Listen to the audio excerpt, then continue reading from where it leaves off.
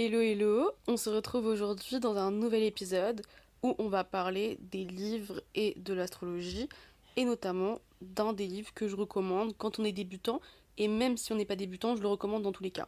Alors c'est vrai qu'en astrologie déjà, il y a deux types de livres. Il y a les livres pour débutants où on va commencer avec la base, c'est-à-dire les signes astrologiques, parfois les maisons et ça va pas non plus aller hyper loin en termes de technique, c'est-à-dire que ça va rester assez basique et accessible à tous pour que tout le monde puisse avoir une idée et s'introduire à l'astrologie. Et donc ça, c'est les livres que vous allez retrouver un petit peu partout, à la FNAC, dans vos librairies et tout, vous allez forcément avoir ce genre de livres. Mais les livres sur des sujets spécifiques, vous les aurez moins.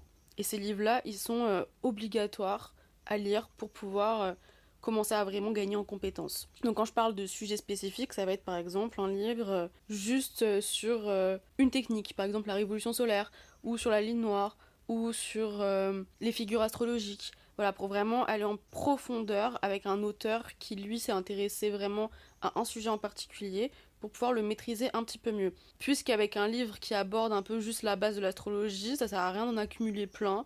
Avec un, en général, ça va vous suffire, vous allez avoir les bases. Et après, je pense qu'il faut aller se spécialiser dans un livre particulier.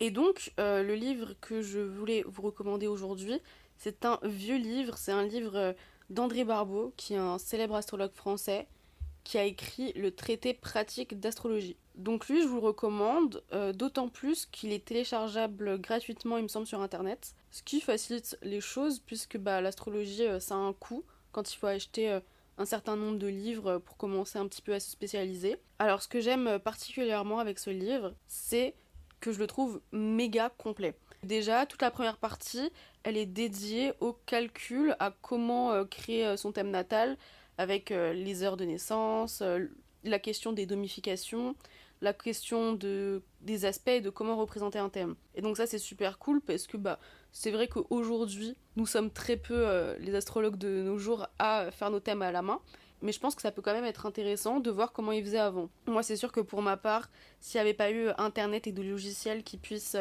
calculer à ma place le thème de naissance, c'est vraiment pas sûr que je l'aurais fait quoi. Si vous verrez comment je suis nulle en maths, c'est sûr que j'aurais passé déjà plus de temps à calculer le thème qu'à l'interpréter et j'aurais sûrement analysé un thème qui est complètement faux puisque je me serais sûrement gourée dans les calculs. Donc voilà, c'est intéressant à voir, c'est intéressant à lire puisque je pense que si vous voulez vous spécialiser, c'est quand même important de savoir un peu comment on calcule un thème, bien que c'est pas essentiel aujourd'hui en 2023 en tant qu'astrologue ou en tant que personne qui s'intéresse à l'astrologie. Ce que je trouve aussi hyper intéressant, et donc là, vraiment pour les débutants, c'est qu'il va reprendre des concepts hyper basiques de l'astrologie, à savoir, il y a un chapitre sur les éléments, il y a un chapitre sur tous les signes du zodiaque, sur les maisons, sur les planètes. Puis, hyper important, les planètes en signes, puisque des fois on a un petit peu du mal à interpréter les planètes en signes quand on commence.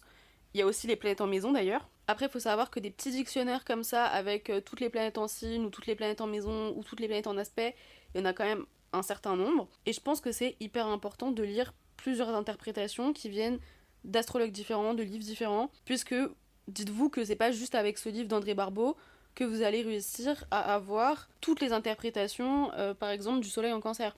C'est sûr qu'il aurait oublié des trucs, c'est sûr que son point de vue le biaise aussi, puisqu'un autre astrologue va penser à d'autres choses.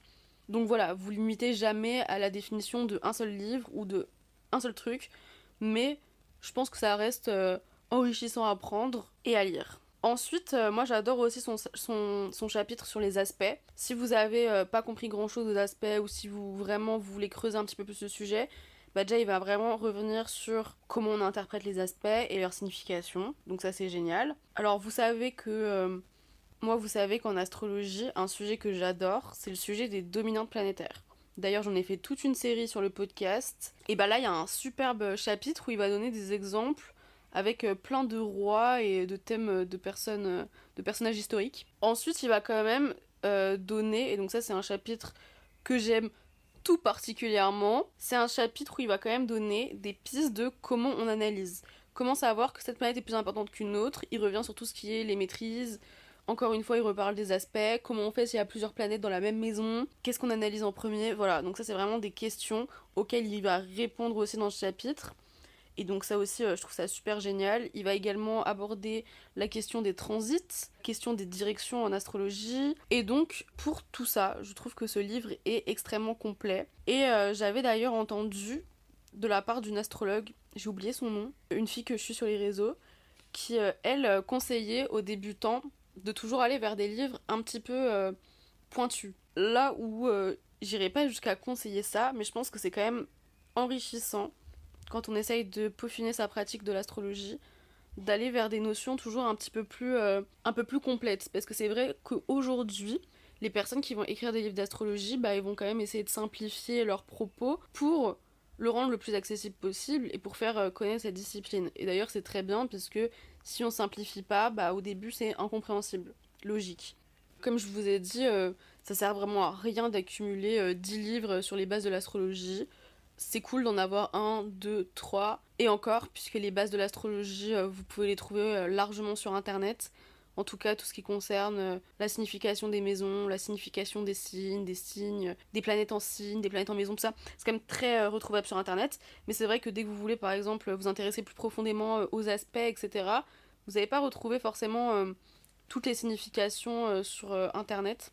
Et donc là, ça va être intéressant d'avoir des livres. Donc je vous recommande vivement ce livre, puisque bah, d'ailleurs c'est dans le nom, hein, le fait que ça s'appelle Traité pratique d'astrologie, c'est vraiment, on va un petit peu résumer toutes nos connaissances dans ce livre. Après, c'est pas un livre hyper récent. Je vais regarder la date de parution. Voilà, donc ce livre, je viens de trouver, il est paru en 1961. Donc je le trouve hyper bien parce que c'est des bases en astrologie qui sont toujours utiles en 2023.